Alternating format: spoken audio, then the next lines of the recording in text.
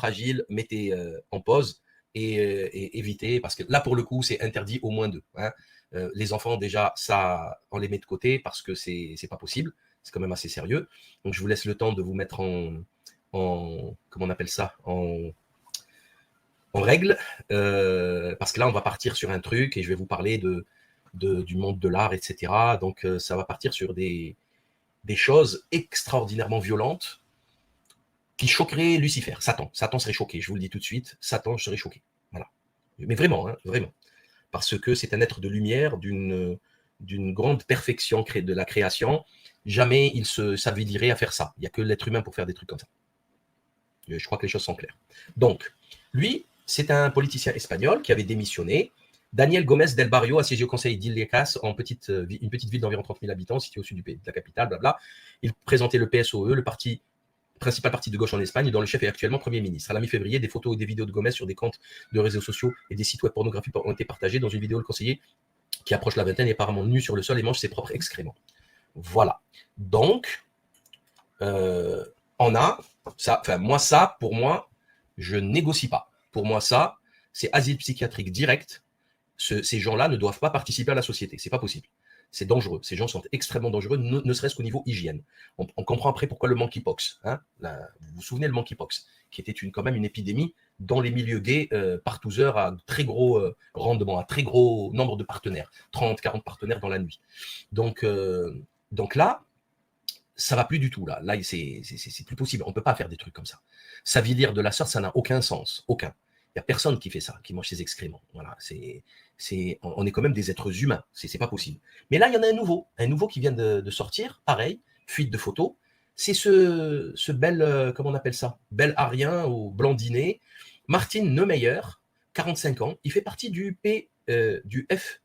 FDP, Freie Demokraten Party. C'est apparemment le parti libéral démocrate allemand.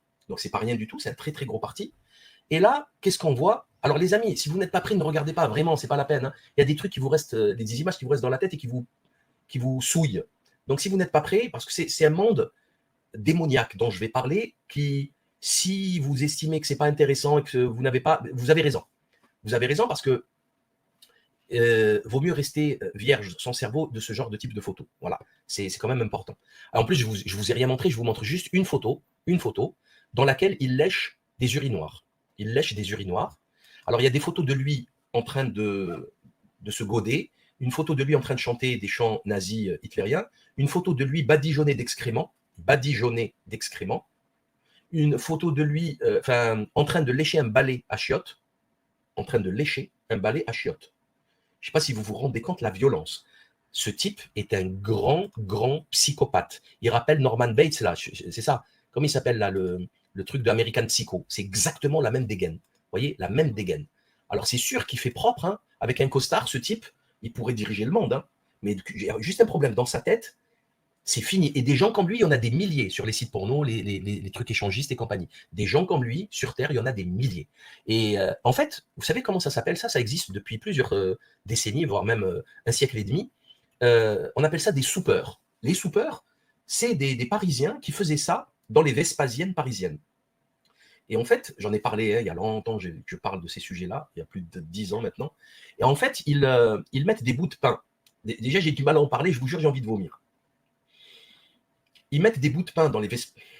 Bon, ils mangent, vous voyez? Et c'est dégueulasse. C'est au-delà du dégueulasse. C'est horrible, horrible.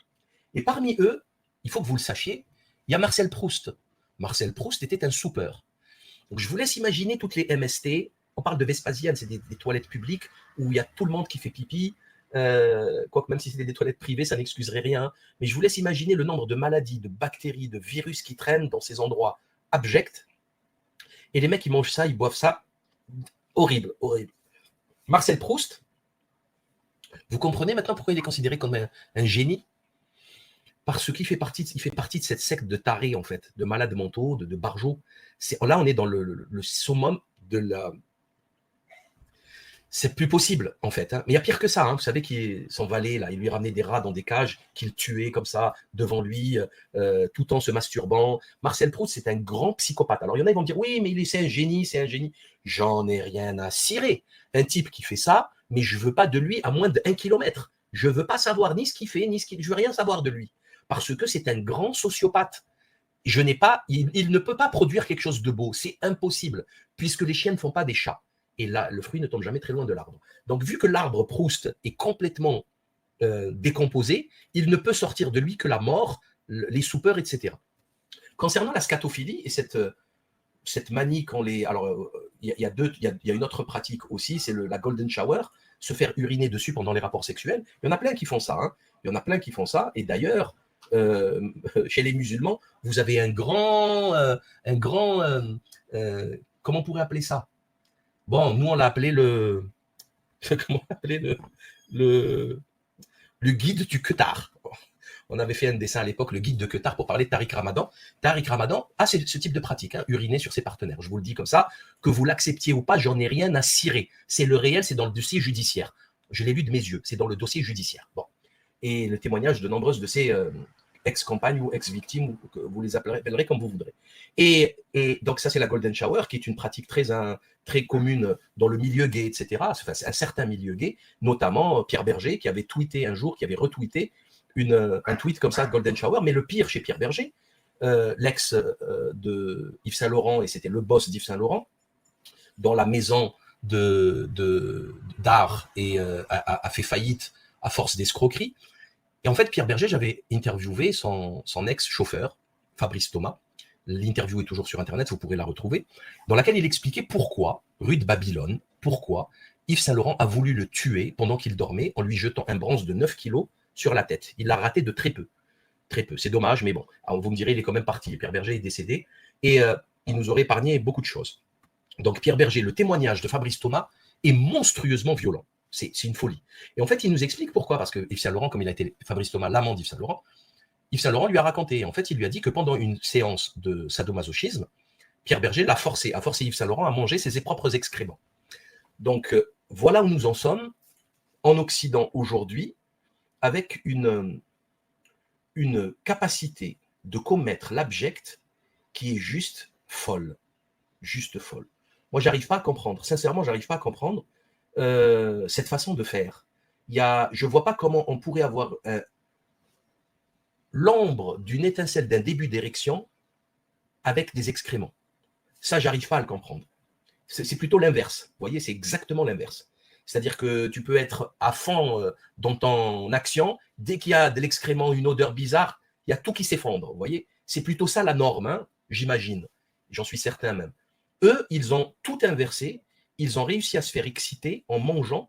Alors, apparemment, ça ne se fait pas de manière naturelle, puisqu'ils se forcent à le faire. Et c'est qui? C'est les élites. Donc, c'est le pape du lobby LGBT, c'est Pierre Berger. Encore une fois, qui fait ça, selon Fabrice Thomas. C'est des gens qui sont genre dans le luxe. Alors chez lui, rue de Babylone, vous savez, ils adorent l'art, ils achètent, ils collectionnent l'art, ils font les raffinés, ils font les gens intellectuels, ils connaissent ceci, ils connaissent cela. Ils s'habillent très bien avec des costards très très très chers, ils habillent les dames avec des habits très chers, très très stylés et avec des matériaux de qualité. Et en fait, c'est juste qu'ils patochent dans le caca le soir même ou la veille, ils pataugeaient dans le caca dans leur rapport sexuel intime quotidien.